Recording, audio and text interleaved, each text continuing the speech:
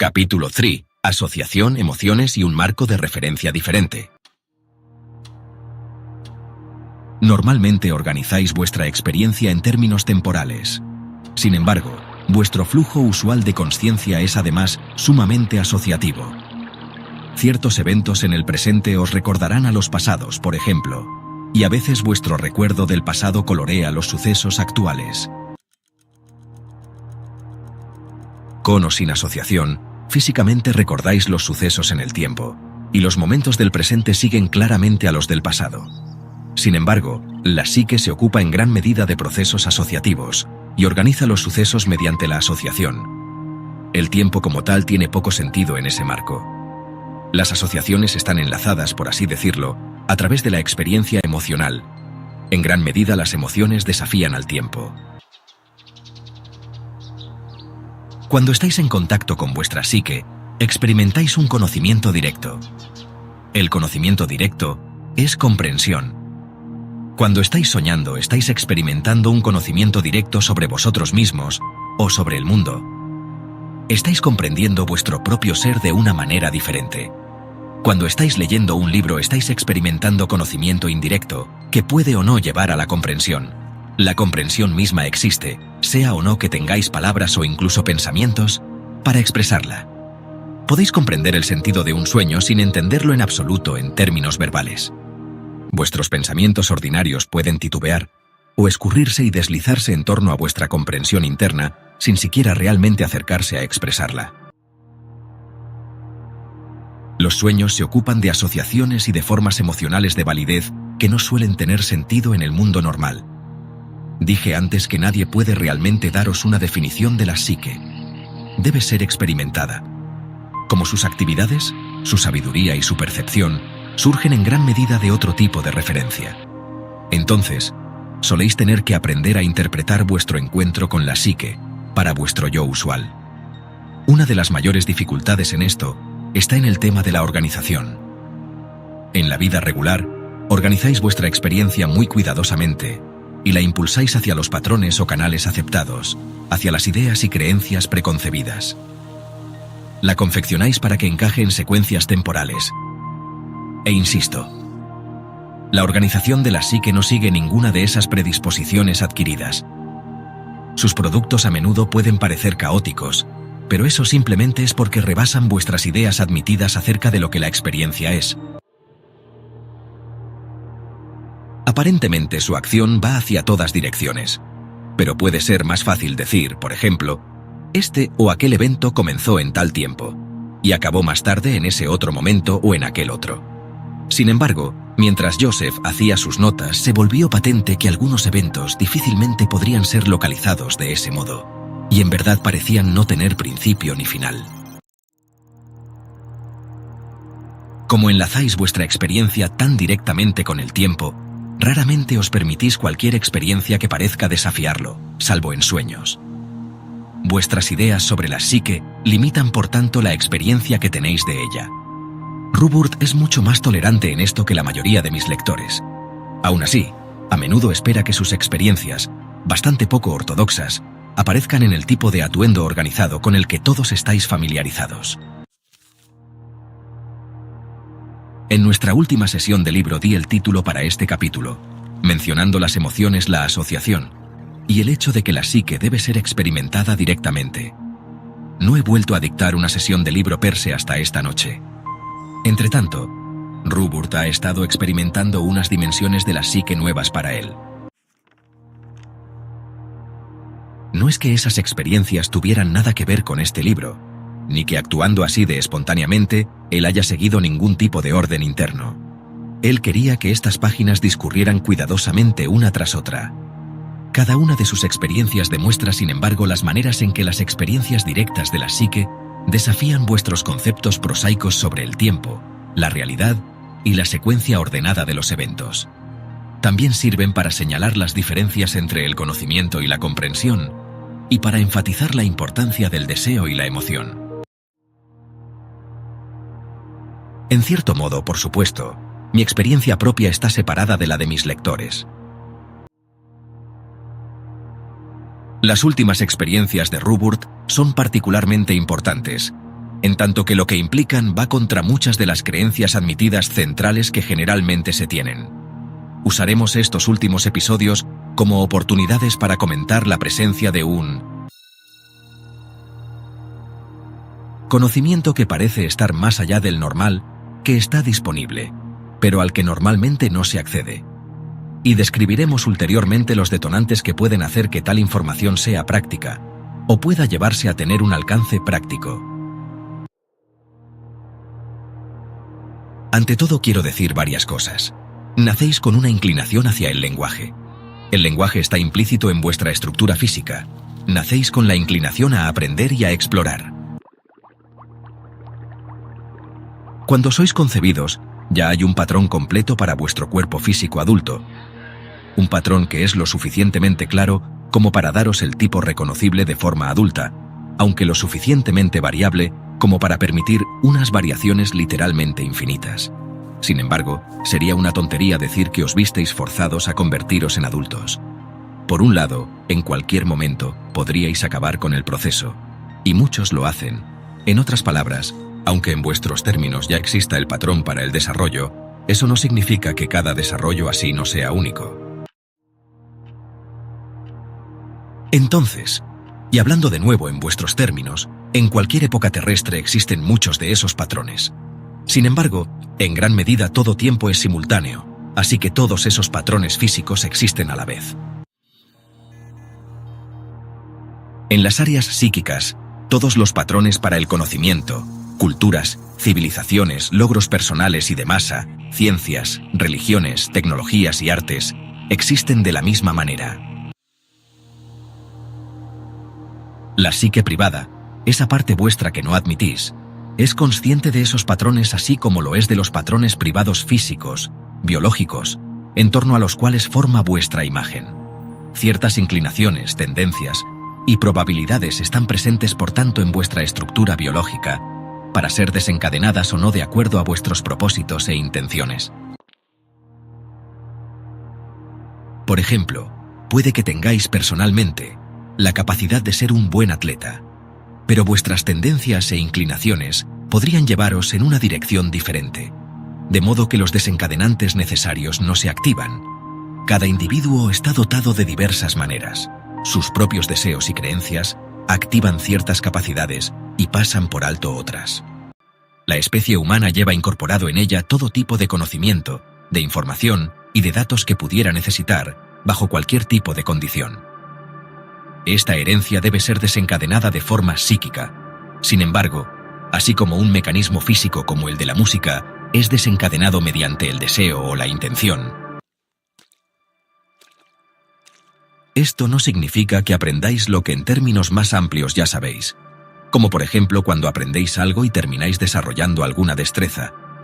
Sin el deseo desencadenante, la destreza no se desarrollaría, pero incluso cuando aprendéis una destreza la empleáis a vuestra propia manera única. Aún así, el conocimiento de las matemáticas y las artes está tan dentro de vosotros como vuestros genes. Sin embargo, lo normal es que creáis que toda esa información debe venir de fuera de vosotros mismos. Ciertamente, las fórmulas matemáticas no están impresas en el cerebro, pero son inherentes a la estructura del cerebro y están implicadas en su existencia. Vuestro enfoque propio determinará qué información estará disponible para vosotros. Os daré un ejemplo. Rubert pinta como hobby. Algunas veces pinta durante periodos bastante largos de tiempo y luego se olvida de ello. Joseph es pintor. Rubert se ha estado cuestionando acerca de los contenidos de la mente y tiene curiosidad sobre qué información podría tener a su disposición. Las vacaciones de Navidad se acercaban y le preguntó a Joseph qué le gustaría que le regalara, y este le contestó más o menos lo siguiente: un libro sobre Cézanne. El amor de Rubert por Joseph, sus propios propósitos y sus crecientes cuestionamientos, así como su interés por la pintura en general, desencadenaron exactamente el tipo de estímulo que se hizo camino y abrió una brecha en las creencias convencionales sobre el tiempo y el conocimiento. Rubert se sintonizó con la visión del mundo de Cézanne. No es que contactara per se con Cézanne, sino con la comprensión de Cézanne acerca de la pintura como arte.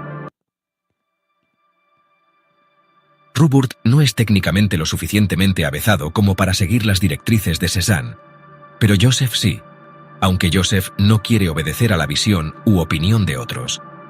La información es, sin embargo, extremadamente valiosa, y el conocimiento sobre cualquier tipo de materia está disponible justo de esa misma manera, pero se consigue mediante el deseo y la intención.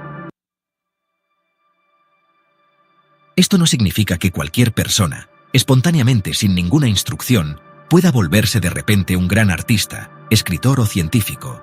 Sí significa, sin embargo, que la especie posee dentro de sí misma inclinaciones que pueden florecer.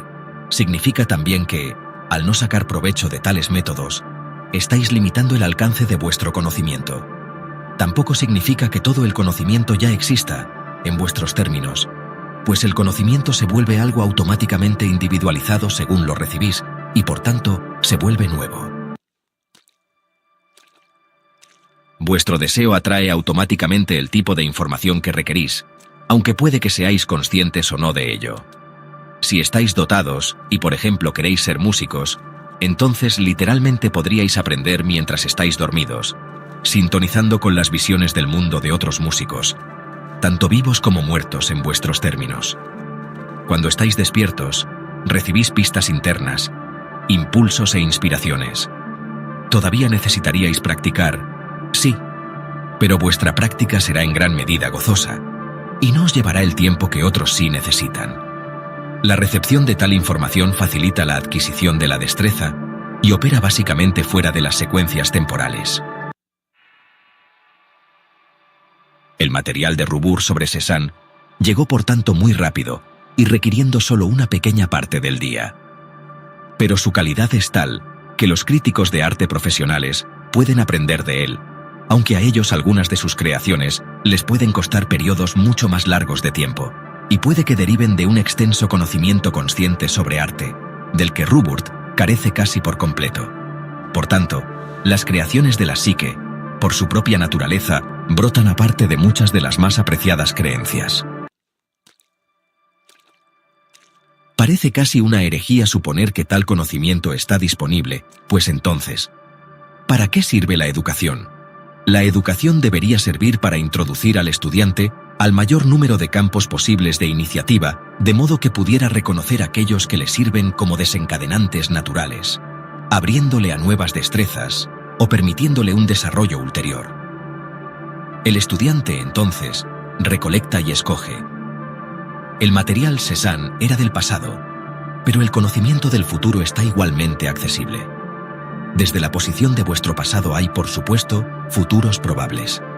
La información futura está ahí, teóricamente disponible, así como el patrón futuro para el desarrollo del cuerpo estaba ahí en vuestro nacimiento, y eso, ciertamente, era algo práctico. Hay, pues, maneras de recibir información que no son las que dais por sentado. Y también hay otros tipos de conocimiento. Tratan con organizaciones con las que generalmente no estáis familiarizados. Por tanto, no se trata meramente de aprender nuevos métodos de adquirir conocimiento, sino que es una situación en la que los viejos métodos pueden ser momentáneamente dejados a un lado, junto con el tipo de conocimiento que llevan asociado. No se trata tampoco de que haya simplemente otra categoría de conocimiento, pues hay muchas de esas otras tales categorías, muchas de ellas biológicamente a vuestro alcance. Diversas de las así llamadas tradiciones esotéricas proveen de ciertos métodos que permiten que un individuo deje a un lado los modos de percepción admitidos y ofrecen patrones que pueden usarse como recipientes para estos otros tipos de conocimiento. Sin embargo, incluso estos recipientes tendrán necesariamente que moldear la información recibida. Algunos de tales métodos son muy provechosos, pero también se han vuelto demasiado rígidos y despóticos, dejando poco espacio para la divergencia. Luego se establecen dogmas en torno a ellos, y de tal modo que solo se considerará aceptable un cuerpo determinado de datos. Así es como los sistemas dejan de tener la flexibilidad que en un primer momento tenían al nacer. El tipo de conocimiento del cual dependéis necesita ser verbalizado. Os resulta muy difícil considerar la acumulación de cualquier tipo de conocimiento sin el uso del lenguaje tal como lo entendéis. Incluso vuestros sueños recordados son a menudo elaboraciones verbalizadas. También puede que uséis imágenes, pero son familiares y nacen de las percepciones físicas adquiridas y por tanto con prejuicios. Esos sueños recordados tienen significado y son muy valiosos, pero hasta cierto punto ya están organizados por vosotros y se les da una forma que de algún modo podáis admitir. Sin embargo, bajo esos niveles comprendéis los eventos de una manera completamente diferente. Estas comprensiones vienen por entero empaquetadas incluso en el estado de sueño y son traducidas a los términos usuales de los sentidos. Cualquier información o conocimiento debe tener un patrón si es que siquiera vais a entenderla. La propia actividad de pintura de Robert, el conocimiento que sus capacidades psíquicas conllevan su amor por Joseph, todo ello sirvió para conformar un patrón que luego atrajo el material Cézanne. Él recibió esto automáticamente, escribiendo las palabras que le venían casi demasiado rápido como para poder seguirlas.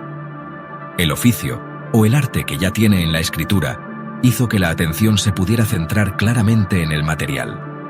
La información misma, sin embargo, no tenía nada que ver con palabras, sino con una comprensión global de la naturaleza de la pintura, un conocimiento directo. Robert usó por tanto sus propias capacidades como un recipiente. Este tipo directo de conocimiento está disponible, insisto, sobre cualquier cosa para cualquier persona que proporcione un patrón apropiado a través del deseo del amor, la intención o la creencia. Robert se preguntaba más tarde si yo sueño. Mi propio estado usual de consciencia es muy diferente del vuestro. No alterno entre dormir y estar despierto, como vosotros. Aún así, tengo estados de consciencia que podrían ser comparados con vuestro estado de sueño, en tanto que yo por mí mismo no estoy tan implicado en ellos como sí lo estoy en otros estados. Si os dijera yo controlo mi estado de sueño, podríais haceros una idea de lo que quiero decir, pero no controlo mis sueños, yo los cumplo. Lo que podría considerarse como mi estado de sueño está implicado con aquellos niveles de los que hablé, los que existen bajo vuestros sueños recordados. Dije antes que había muchos tipos de conocimiento. Pensad en ellos mejor como estados de conocimiento. La percepción de cualquiera de ellos hace que la consciencia se sintonice con todos ellos.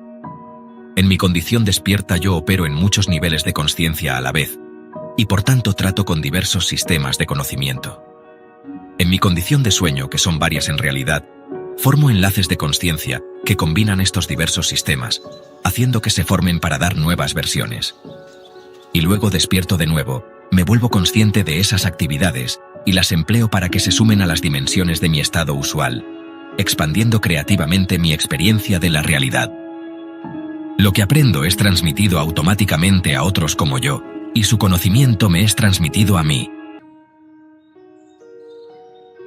Cada uno de nosotros somos conscientes de estas transmisiones. En los términos que normalmente son familiares para vosotros, habláis de la mente consciente. En esos términos, hay diversas mentes conscientes.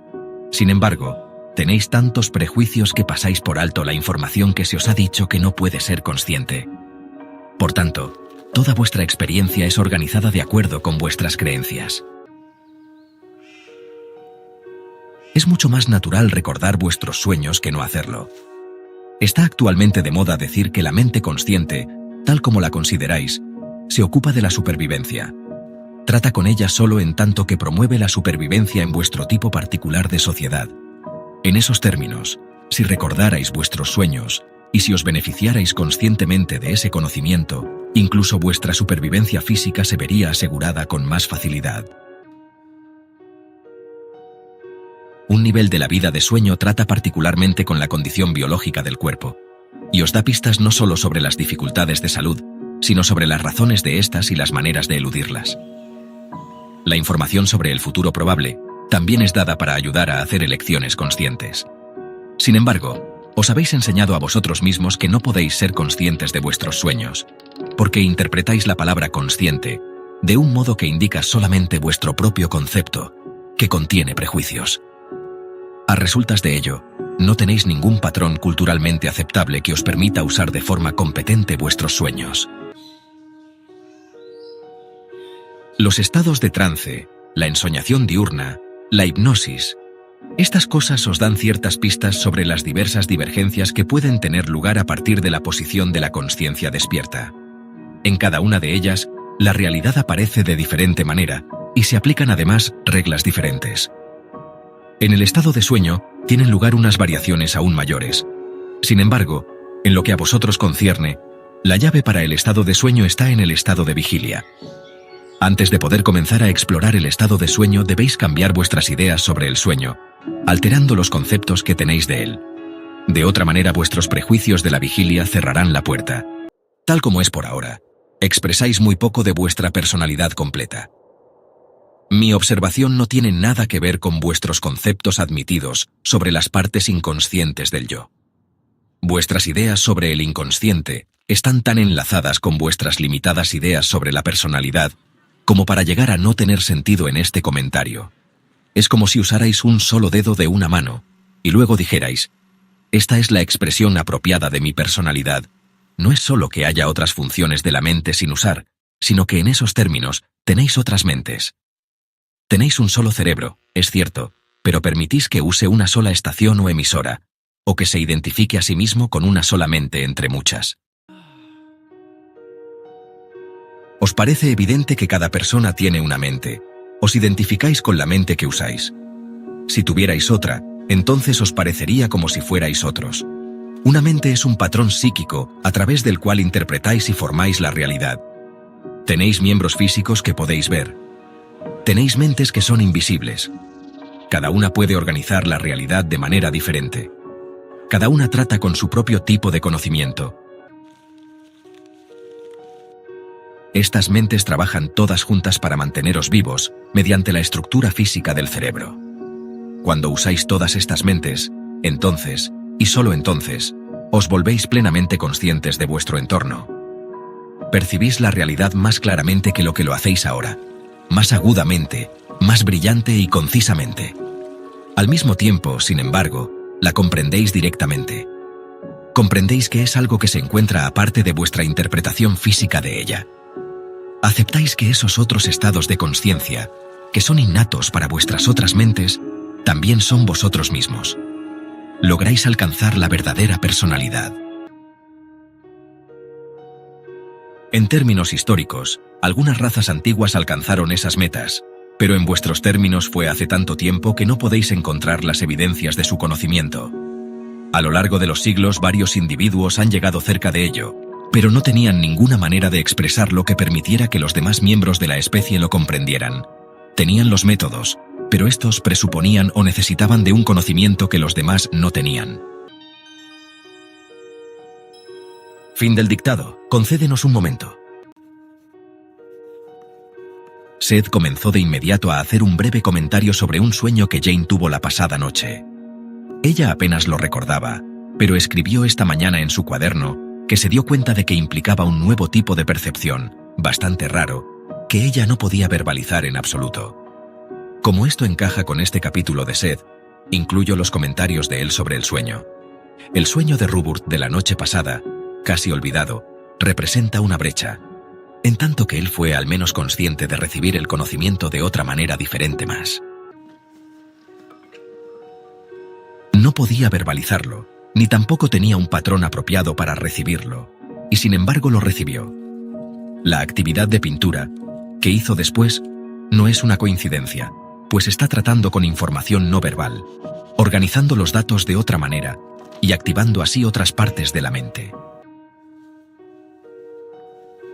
El material Cézanne, el sueño y la pintura, todo ello son aspectos de otro tipo de percepción. Vuestros experimentos conjuntos en la biblioteca ayudaron a plantar el escenario, mientras añadíais estímulos. Todo esto ayudará a Rupert a tener una comprensión no verbal que en otro nivel va a reorganizar algunas de sus creencias. Este tipo de percepción no puede ser descrita hasta que forme unos patrones apropiados verbales que solo pueden llegar a través de más experiencia. En esto, yo soy una piedra de toque. Él se acelera mentalmente hasta cierto grado, y eso le pone en contacto conmigo, una fuente adicional de energía. Él activa ciertas partes del cerebro que lo conectan con otra mente, cosa que las personas aún no comprenden que tienen. De cierto modo es como si os experimentarais a vosotros mismos desde arriba, por así decirlo, y por tanto, para poder sacar provecho de la información de otros niveles de consciencia, debéis aprender a experimentar esos otros sistemas organizativos con los que normalmente no estáis familiarizados.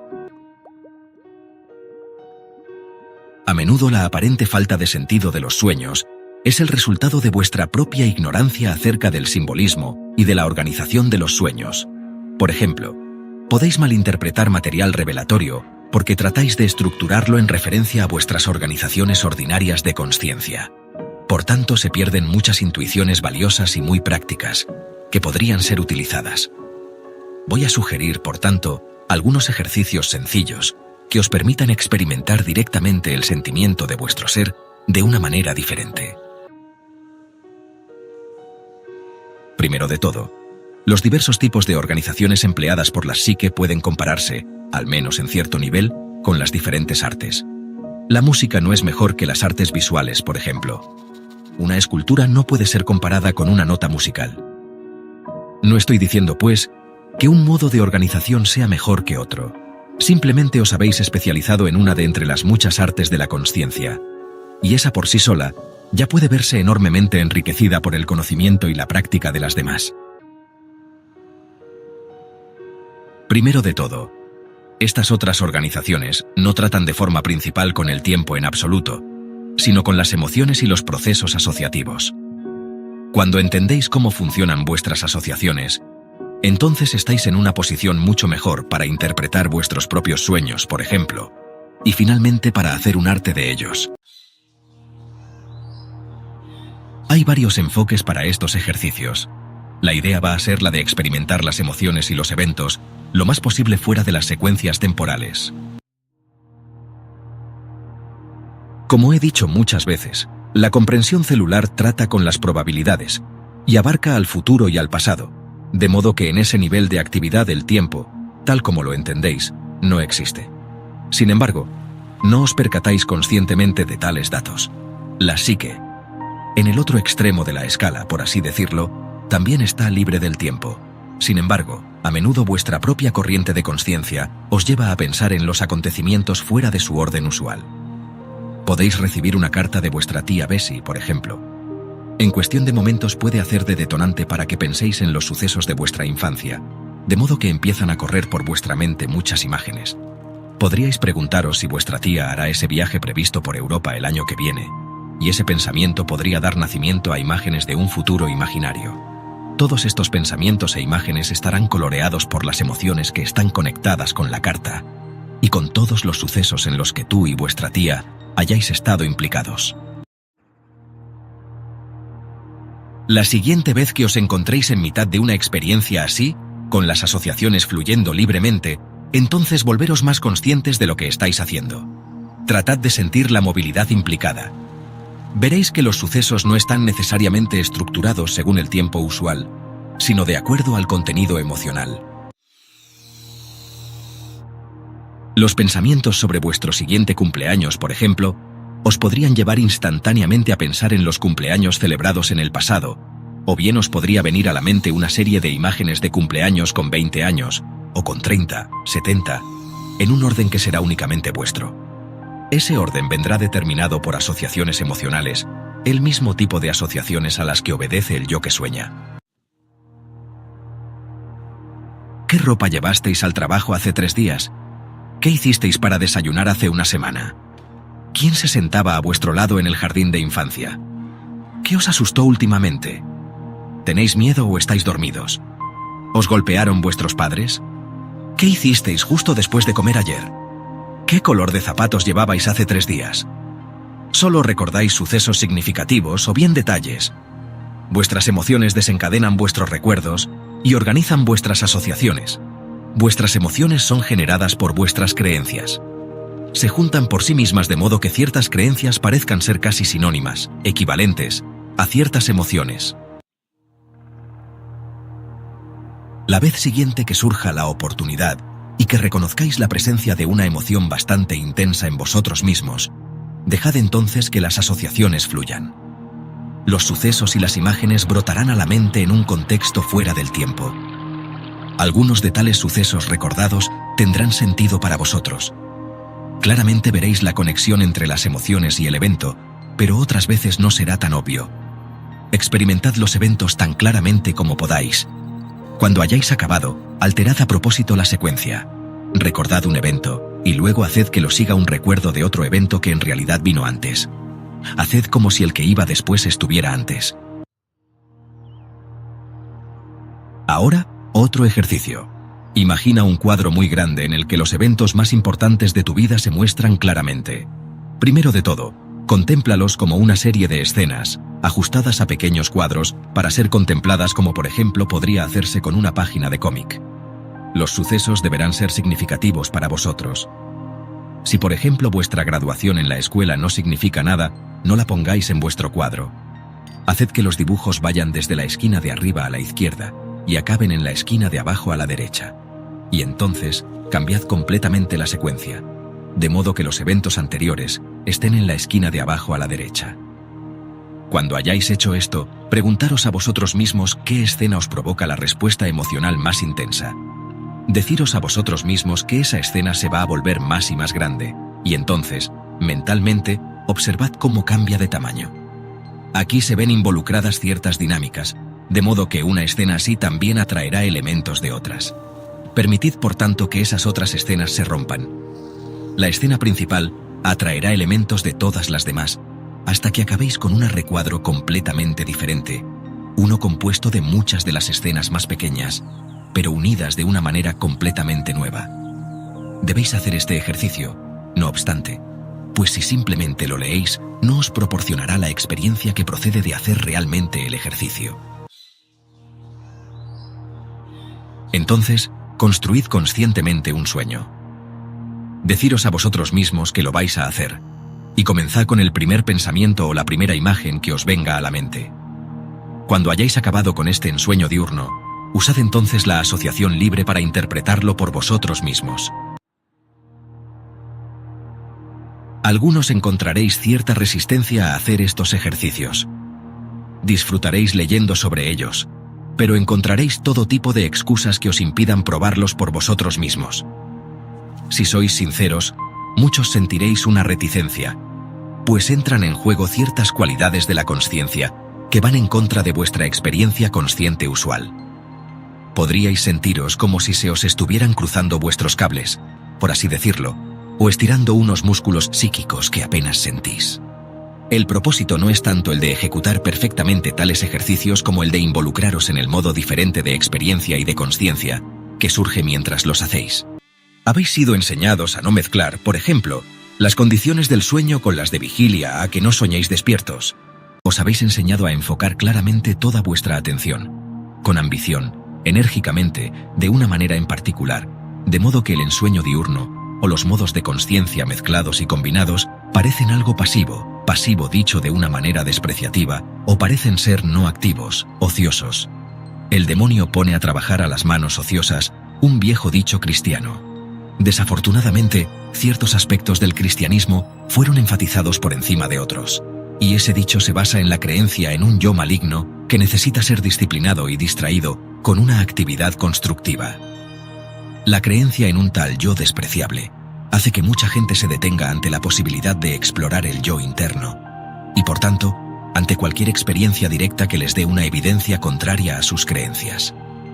Si tenéis miedo de vosotros mismos, de vuestros propios recuerdos, bloquearéis vuestros procesos asociativos, temiendo que, por ejemplo, saquen a la luz unos asuntos muy olvidados, que usualmente son sexuales. La sexualidad es el área más intensa de energía con la que algunas personas están conectadas, así que se vuelve el punto focal para todas sus creencias sobre el yo en general. Al hacer alguno de estos ejercicios os podrían llegar imágenes de masturbación, de encuentros homosexuales, o simplemente de viejas fantasías sexuales, y de inmediato os podríais echar atrás, pues vuestras creencias os dicen que estas cosas son malignas.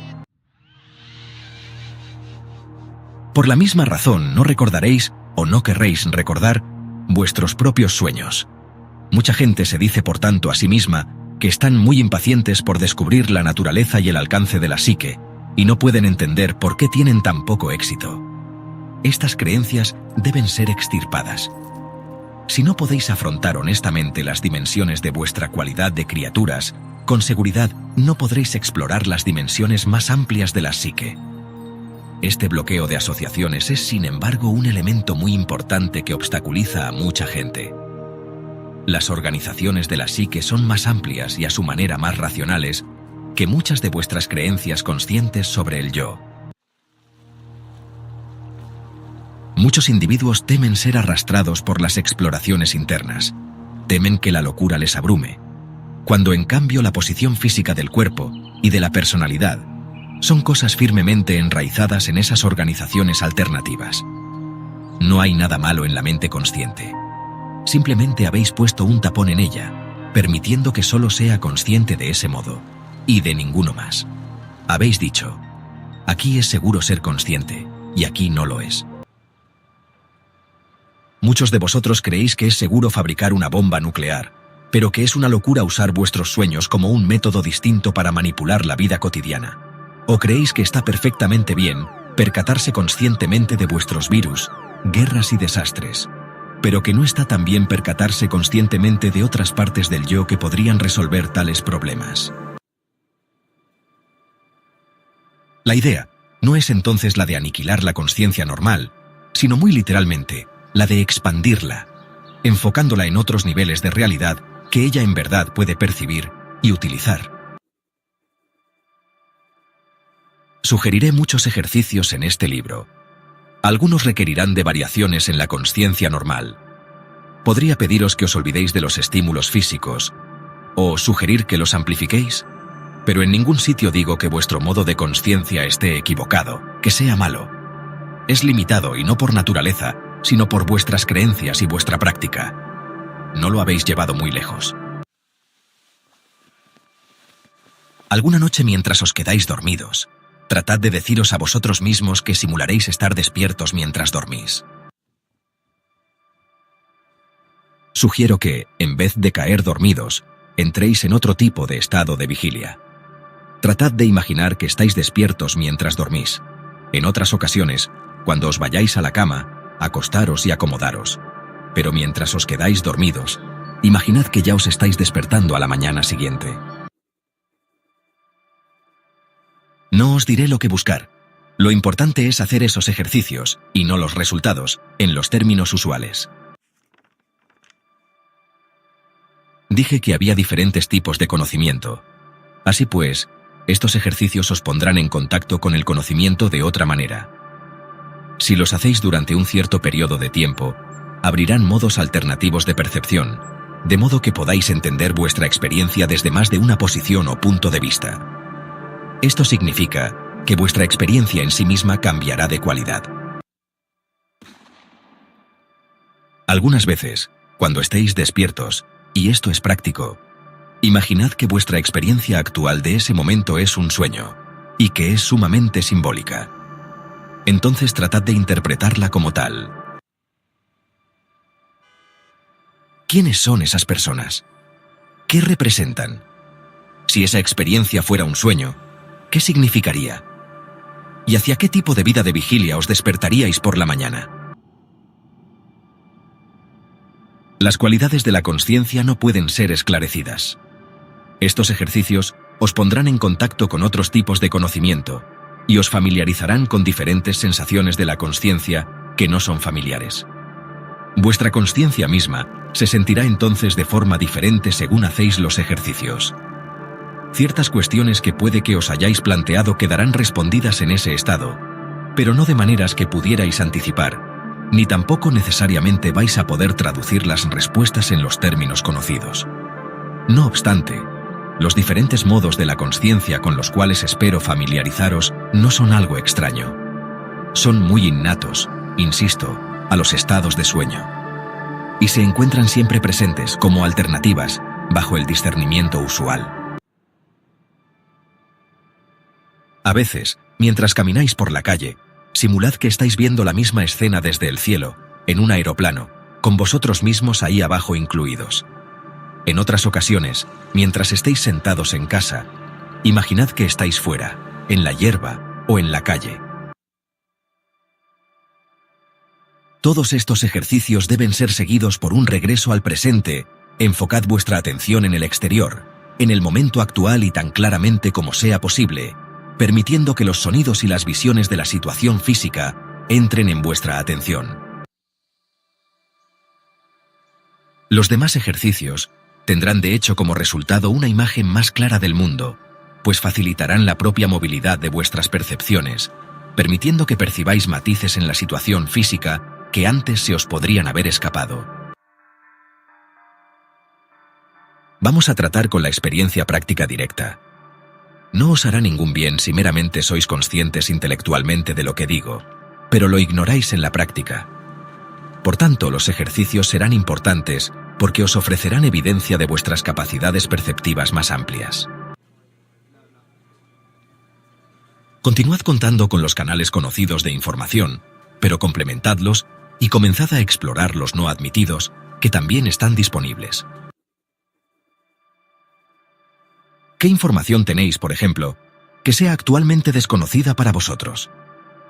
Probad un poco con la predicción de eventos futuros. Al principio no importa si vuestras predicciones son o no certeras. Estaréis estirando vuestras conciencias hacia unas áreas que normalmente no utilizáis. No apostéis mucho por vuestras predicciones, pues puede que os decepcionéis mucho si no funcionan y acabéis con todo el procedimiento. Si continuáis, descubriréis en verdad que sois conscientes de ciertos eventos futuros, cuando un conocimiento así no está disponible en los términos usuales. Si persistís, entonces durante un periodo de tiempo descubriréis que lo hacéis muy bien en ciertas áreas, mientras que en otras puede que fracaséis miserablemente. Habrá patrones asociativos que seguiréis con éxito y que os llevan hacia precogniciones correctas. También descubriréis que las emociones están sumamente involucradas en esos procedimientos. Percibiréis la información que sea significativa para vosotros por alguna razón. Esa significancia actuará como un imán, atrayendo esos datos hacia vosotros. Ahora bien, en el curso normal de los acontecimientos atraéis experiencias de la misma manera. Anticipáis eventos, os percatáis de ellos antes de que sucedan, sea o no que tengáis éxito en las predicciones conscientes.